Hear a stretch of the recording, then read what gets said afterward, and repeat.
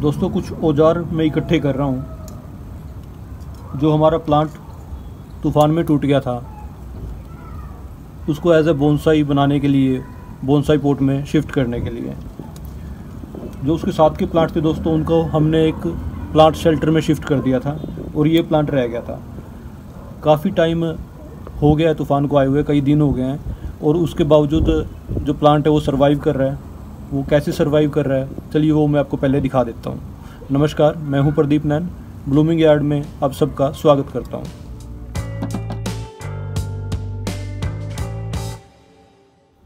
क्योंकि हमें पता था कि इसको रिपोर्ट करने में काफ़ी टाइम लग जाएगा, इसलिए स्टार्टिंग में तो हमने इसको पानी देने के लिए ये अरेंजमेंट की कि ये वाली ट्रे नीचे रख दी, इसमें पानी देने लगे। कुछ दिन ऐसे काम चला, उसके बाद जो पानी है वो सफिशेंट नहीं था और पत्ते जो है मुरझा जाते थे शाम तक। फिर हमने ये अरेंजमेंट की कि इस ट्रे को इसके अंदर रख दिया और इसमें पानी देते हैं, साथ में ये जो है पानी का भर देते हैं। उसके बाद प्लांट जो है सर्वाइव कर पा रहा है। अब इस पोजीशन में ज़्यादा देर नहीं रख सकते इस प्लांट को। अगर रखेंगे तो ये सर्वाइव तो करता रहेगा पर शायद फ्लावरिंग ना करे, ब्लूमिंग ना करे। दूसरी बात, जो ये जड़ें हैं इन पे अगर धूप लगेगी तो प्लांट के जो मरने के चांस है, सेक्रीफाइस होने के चांस है, वो बढ़ जाएंगे। अभी हम ये सिचुएशन करते हैं कि इसकी जो ये वाली जड़ें हैं इनको दीवार की साइड कर देते हैं और ये जो पूरी अरेंजमेंट रखी है एक छज्जे के नीचे रखी है ताकि थोड़ा सा इसका बचाव हो सके। कुछ आधे दिन जो है इसको इस दीवार की छाँव है वो भी मिलती है। तो चलिए अब इसकी जो रिपोर्टिंग है वो करते हैं।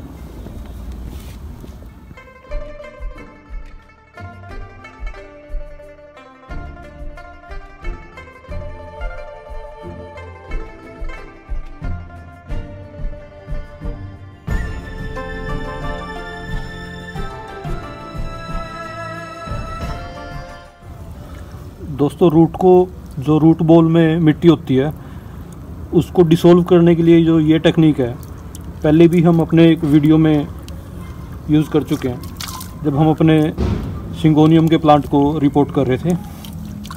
और फिर उसकी बड़ी आसानी से जो रूट प्रूनिंग है वो हमने कर ली थी। थोड़ी देर इसमें रख के छोड़ देते हैं, तब तक जो मिट्टी है वो अपने आप जड़ों से बाहर निकल जाएगी। और उसके बाद जो जड़ें हैं उनको हम बिछा लेंगे, रूट कॉम कर लेंगे कंघी की सहायता से। इसको छोड़ते हैं और हम इतने जो पोट है वो तैयार कर लेते हैं। दोस्तों ये पहले से यूज़ की हुई मिट्टी है तो इसमें सारा कुछ मिला हुआ है और वेल ड्रेन्ड है। ये अच्छी मात्रा में जो रिवर सैंड है वो इसमें हमने मिला रखा है। एक ये एलिमेंट ऐड कर रहे हैं, टेराकोटा के टुकड़े भी ले सकते हैं और ये ब्रिक्स के टुकड़े हैं जो हम ले रहे हैं।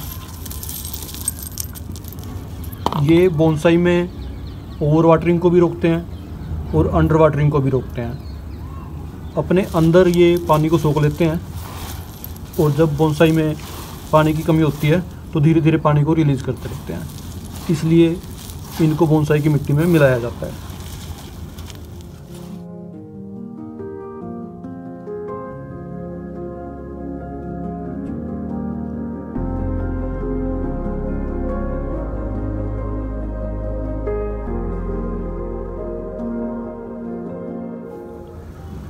ये जो प्लांट है जी हमने कटिंग से ग्रो किया था और जब इसकी कटिंग हमने पॉट में शिफ्ट कर दी थी उस टाइम ये जो डेड वुड है ये नहीं काटी थी, क्योंकि नोब कटर जो है वो हमारा मिल नहीं रहा था और नोब कटर अभी भी नहीं मिल रहा, तो हम इसकी हेल्प से इसको काटेंगे अब।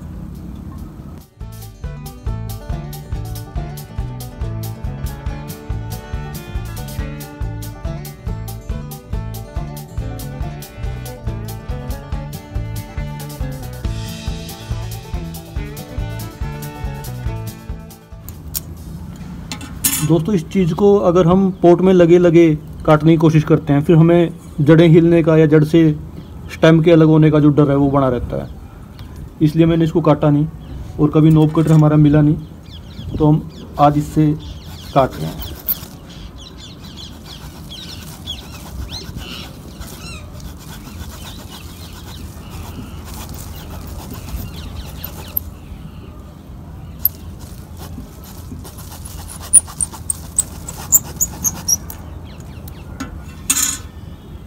टोटली ड्राई वुड थी या डेड वुड थी, तो कोई भी फंगीसाइड पाउडर यहाँ पे लगाने की ज़रूरत नहीं है। हाँ, हम यहाँ पे लगा देते हैं नेल पॉलिश, क्योंकि फंगीसाइड पाउडर हमारे पास है नहीं है।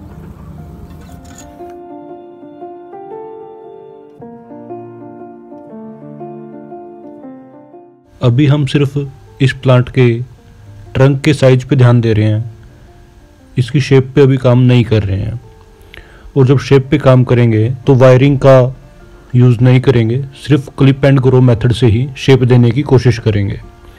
जो ये वायर हम यूज़ कर रहे हैं, इसका पर्पस ये है कि प्लांट जो है वो गिरे ना हवा से।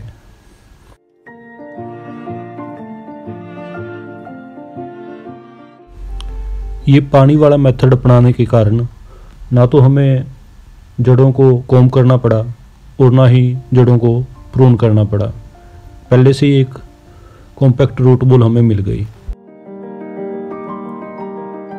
तो दोस्तों अब इसकी वाटरिंग कर देंगे अच्छे से, तब तक पानी से इसको दोबारा भरते रहेंगे जब तक कि नीचे से पानी निकल ना जाए। और दोस्तों हमने ऊपर थोड़ी ज़्यादा जगह छोड़ी है, क्योंकि एज ए बोनसाई पानी नहीं देंगे इसको। नॉर्मल बोगनविलिया के जो प्लांट्स हैं उनके पास हमने रखना है, तो उनको जैसे पानी से भरते हैं वही वाटरिंग हैबिट हमने इसको डालनी है।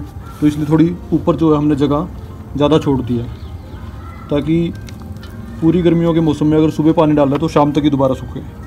हमने इसकी जो रिपोर्टिंग इस टाइम कर दी है, वो कोई बहुत अच्छा समय रिपोर्टिंग के लिए नहीं है, क्योंकि ये तूफ़ान में टूट गया था इसका पोर्ट, इसलिए हमें करनी पड़ गई। आइडियल जो समय है रिपोर्टिंग का दोस्तों वो फरवरी है, या जैसे ही बरसात स्टार्ट हो जाए तब। तो हमने क्योंकि बे टाइम इसकी रिपोर्टिंग की है और रूट बॉल को काफ़ी हद तक डिस्टर्ब कर दिया है, इसलिए हम इसकी जो डिफोलिएशन है, पत्ते हटाने की जो प्रक्रिया है वो भी करेंगे। क्योंकि इस हद तक जब हम प्लांट की रूट को डिस्टर्ब कर देते हैं तो उसके बाद वो एक बार पत्तियां ज़रूर गिराता है। तो बजाय कि ये अपने आप ही अपनी पत्तियों को गिराने में एनर्जी वेस्ट करें, तो हम खुद ही इसकी पत्तियां जो है वो काट देंगे, ताकि अपनी सारी एनर्जी ये ग्रो करने में लगाए। दूसरी बात दोस्तों, क्योंकि हमने बे टाइम इसको रिपोर्ट किया है, तो हम इसको ग्रीन नेट के अंदर रखेंगे अपने जो इंडोर प्लांट्स हैं उनके साथ में, जब तक कि जेठ का दोपहरा नहीं ख़त्म हो जाता। जैसी बरसातें लग जाएगी उसके बाद इसको हम खुले आसमान में टेरेस गार्डन पे ले आएंगे।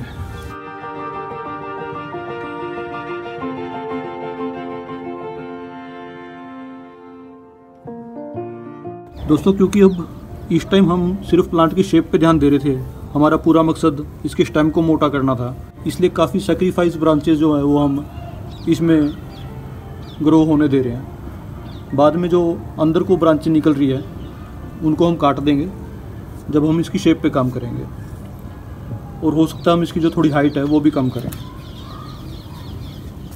तो आज की वीडियो में इतना ही दोस्तों, चलते चलते इसका एक व्यू आप ले लीजिए चारों तरफ से।